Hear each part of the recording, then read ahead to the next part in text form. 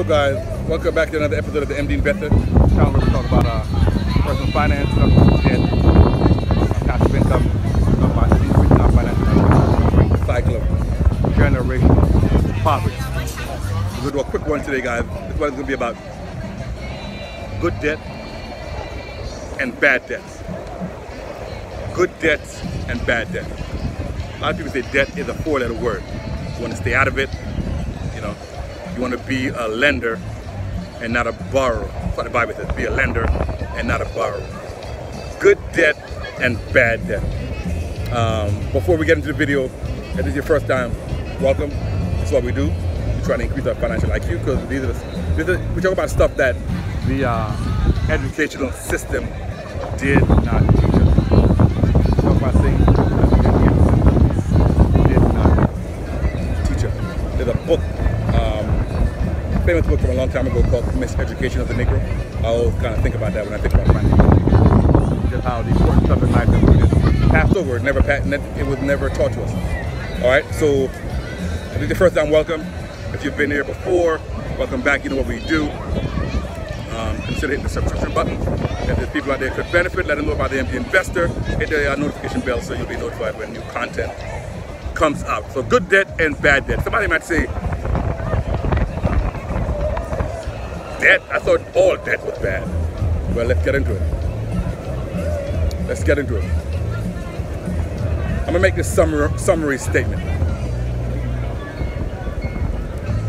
Make a summary statement that debt that you incur that makes you poorer is bad debt. Debt that you incur that makes you poorer is bad debt. So an example would be credit card debt. Credit card debt, that's a big one, right? That's bad debt. Why you say that? Because you go to buy a flat screen TV for $1,000 and you're paying a minimum payment, and with the interest rate at 15, 16, 17, 18%, and you're paying that over many years, you end up paying maybe 3-4 times, right? So your $1,000 TV end up costing you $3,000, $4,000, $5,000. That's bad debt. You overpaid for the product and make you poor. That's bad debt, right? So that's the summary statement. Debt that you incur that makes you poorer. So we can clearly see that. Consumer debt, another consumer debt.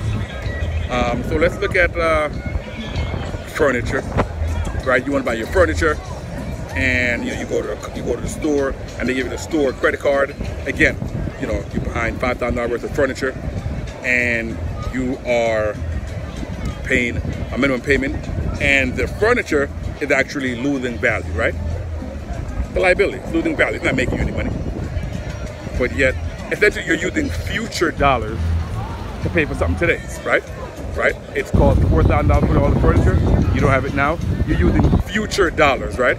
Money that you haven't even made yet, and you're already spending it, right? So credit card debt, furniture debt, all these type of consumer stuff. Car loan is another perfect example, right? You want to buy your nice, expensive, overpriced car to impress people who don't even like you, right? And your car is losing value as soon as you drive off the lot, right? It's depreciating, not appreciating, it's depreciating in value. And you're taking out a car loan, paying, 3, 4, 5, 6%, financing it over 60, 72, 84 months. That's ridiculous, right? You're taking out debt, you're incurring debt to buy liabilities, right? Bad debt. Let's look at student loan. Now, this is a dicey one. This is a dicey one, right? Because people say, well, I'm getting education. Well, and my question will be like, in what? You get an education? Yeah. In what? What degree are you getting? What is the market saying about your degree? How much will you make in your first year out? The rule of thumb said that you should not take out more in loan that you were able to make in your first year on the job. So if you're studying something and your first year on the job, you're expecting to make in $50,000 a year, and you have $100,000 in student debt, not good, right? So the rule of thumb says, don't take out more loans than you are expecting to make in the first year on the job, right? So what degree are you getting? What's the market like for the degree you're getting? You're getting all the degree in German philosophy and all this stuff, and there's no market out there, and you end up working at Starbucks, you're not, I mean, what are you doing, right? You're not gonna be able to pay that loan back, right? So, every debt, again, is not the same. So you're taking out loans for something that there's no market for, you're not gonna be able to get a job, make enough money to pay it back. I would say that's not really a great loan. Obviously, you're getting loan for a degree that there's a market out there. You're gonna be able to pay that back in a very short amount of time.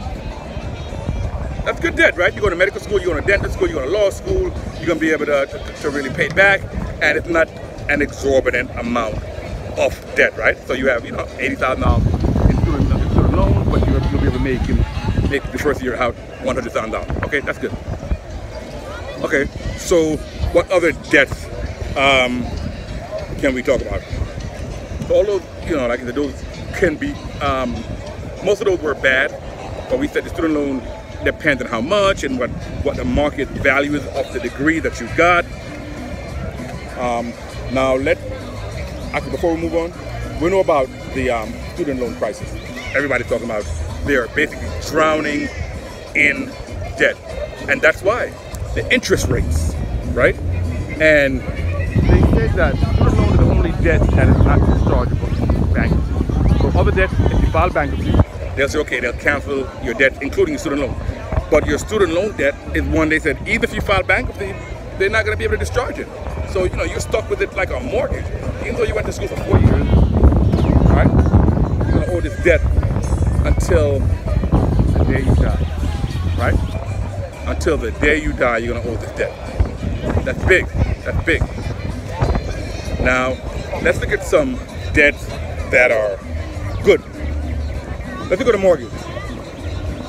Let's look at a mortgage. So, and let me add this.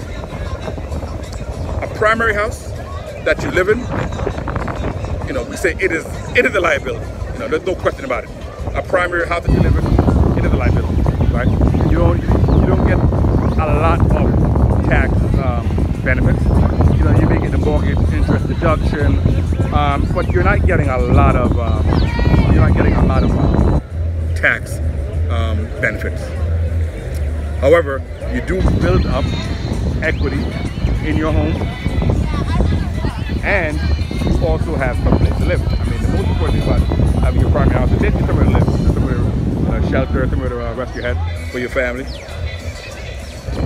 But just having that equity in the property, part ownership, right, and having the availability of your equity to borrow against, right? We talk about home equity line of credit. That's something that you can borrow against the equity in your house, right? You are actually saving every month. Every month you pay your mortgage, you're paying down a little more on the principal, and you own a little more than you did the month before. So out there, home is a good, home mortgage is a good debt to have. You compare that to renting, and it's a no-win situation. Correction, it's a no-brainer.